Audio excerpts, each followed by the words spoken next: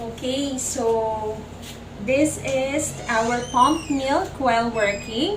So I got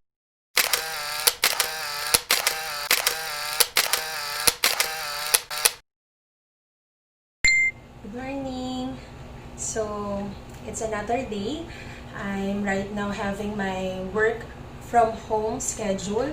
So of course, even though I'm working at home, I still need to follow my pumping schedule. That's why beside me I have my pumping cart. So in my pumping cart I have my milk bag, I have my sanitizer, I also have my lotion, and my pumping pouch. And of course, right now I already placed here the pumping bottles. So for those who are new in pumping, let me show you. This is an example of a pumping bottle. So I will also teach you how to assemble this before you start pumping. So here, this is what we call the flange. It is important that you know your right flange size. This is what we call the diaphragm. Okay, diaphragm. Okay, so you place a diaphragm here. You also have the valve here. There's the valve. And then, this is the massager. Okay. You will use massager if the flange is bigger than your nipple size. And then, you also have the bottle here. There. Okay, so, there. Okay, so of course, I already used my sanitizer a while ago, but of course, it is important that before and after your pumping schedule or pumping session, you use or you sanitize your hands. So here is my pumping bag. I'll show you what's inside my pumping bag. So I have here my pump. Okay, so how do you use this pump? So here's the on button. So there. First one is the massage mode. Okay, massage mode. And then, for 2 minutes, I'm using the massage mode to stimulate the milk in my breast. And then, once the milk starts going out from my nipples, I will already shift from expression mode. There. Okay, so of course we need to have our tubings. For those who may wonder, my tubings came from another pump, which is the my Wise Mom Pocket. But for this video, I will be using my Spectra 9 Plus. So we place the tubing here. This is dual. Yan. Okay. Then after that, this part will be used to be connected in the bottle.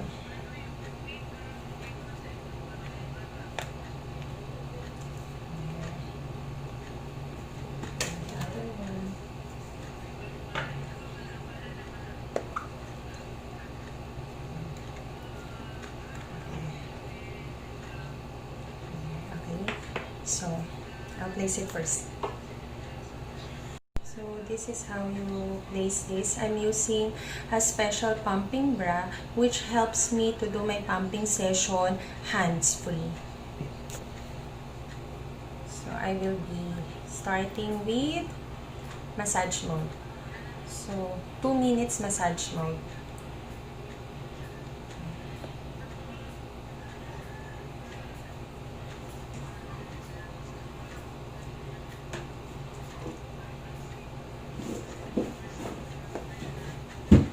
Okay, so we are now beginning our work from home task. As a teacher, working from home is really something new to me. The adjustment is really something different than what I have imagined. We haven't started our class yet, but of course, as a teacher, we have to do some work-related stuff, some student matter that we have to accomplish before the beginning of the school year.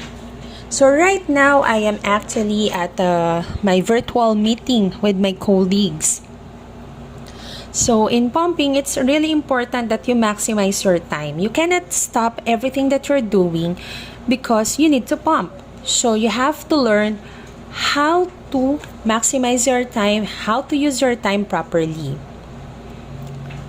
So what I am doing right now is I am doing some documents, I am attending our virtual meeting, and of course at the same time I'm having my 20 minutes pumping schedule. So I have observed that my milk is already flowing, so from massage mode, I will shift to expression mode. So never stress yourself, just relax. So there are different things that one must consider in pumping. So what's that? First, if you are an exclusive pumper like me, it is important that you are prepared with your equipment. So if you would like to pump at least 8 times a day, it is important that you have a hospital grade pump. Aside from that, it is also important that you pump according to your needs. So if you need to build a stash or if you are planning to go back to work soon, it is important that you are strict with your pumping schedule. I keep on repeating pumping schedule because this is the key on pumping. Now, if say for example you feel like there's a lump on your breast or there are hard parts, it's important to massage your breast to stimulate the milk from flowing.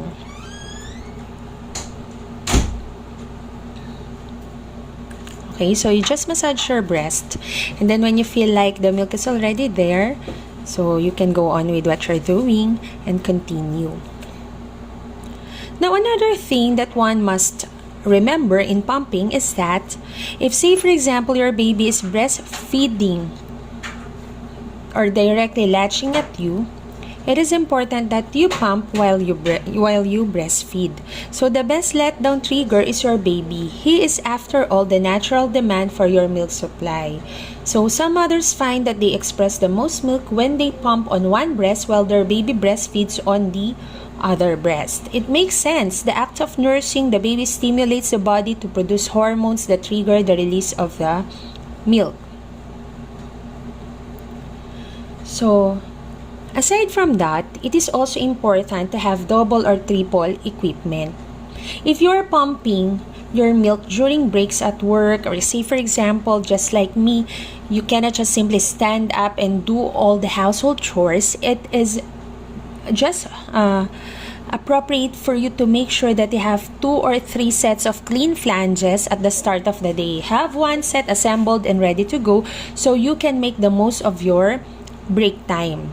So after pumping, put your milk on your storage bottles or bags, and I will show you how to do this later. Now, since I keep on repeating about schedule, why is it important to establish a pumping routine? So a pumping routine is the one that you will follow in breast pumping. So say for example, how many times do you plan to pump? As an exclusive pumper, I am pumping 8 times a day. So this schedule has an interval of at least 2 to 3 hours. So yeah, it's important to create a series of steps that you go through just about every time you pump. These steps act as cues to your body and may include things like getting a fresh glass of water, hanging a do not disturb sign on your office door or in your house or in your room inside the house. So looking at a picture or video of your baby, calling your baby's caregiver for an update, or dimming your lights. Anything that can relax you. Well, in my case, what is having a Lazada. So if you're pumping while seated at a desk, just like what I'm doing right now, you may find it helpful to lean forward just a little and allow the bottles to rest on your thighs so gravity can aid the flow of milk. Schedule pumping breaks. Remember that breastfeeding relies on supply and demand. Experiences vary, but most women find they have the best results when they schedule in short pumping breaks of 15 to 20 minutes at intervals consistent with when their baby would typically eat, about every 3 hours or so. Well, in pumped milk, or in the division of your pumped milk, it is important that you divide pumped milk into small serving. So to ensure less waste, freeze your milk in 1 to 2 ounce quantities and just thaw or bring out from the freezer the stash or the breast milk that is needed during that particular feeding. And of course, for those who can directly latch, breastfeeding is the best of all. Direct latching is the best.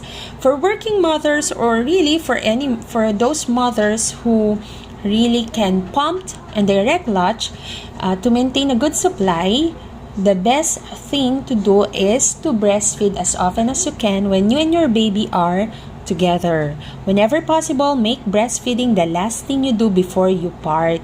Similarly, make it the first thing you do when you reunite. So by the way, thank you very much babyguru.com for these articles on the different breast pumping tips. So now, here's our pumped milk. On my right breast, I got a total of 5 ounces.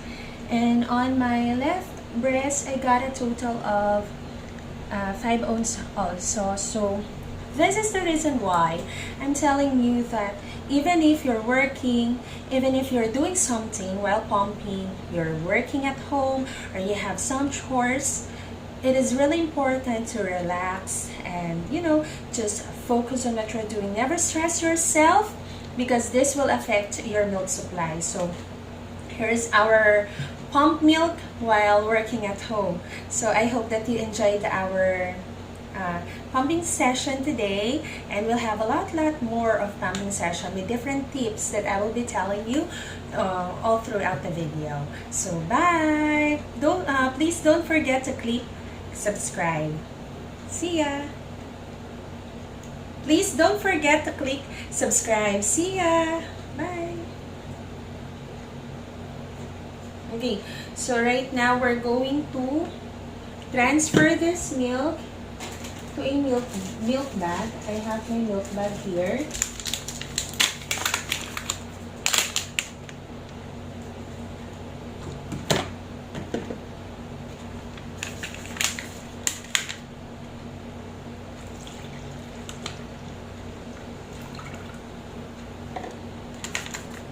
So make sure that there's no air. When you seal your breast milk bag, make sure that there's no air inside. Vacuum press. That's how we call it. Vacuum press. So how would you know if there's no air? There must be no bubbles. So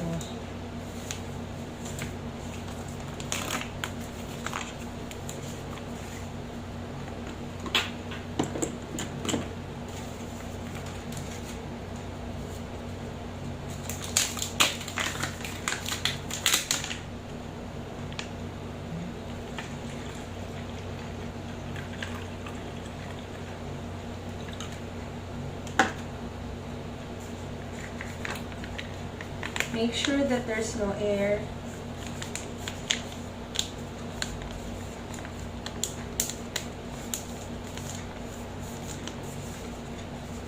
So when you put this on the refrigerator or in the freezer, the best position is like this, lay flat. Okay? So I hope that you learned something from our video. Thank you. See you on my next vlog. Please click subscribe, like this video, share, and please comment down below on what are the things that you have learned in our vlog, or is there any other vlogs that you want me to do related to breastfeeding, breast pumping, or anything under the sun. Thank you very much. Bye.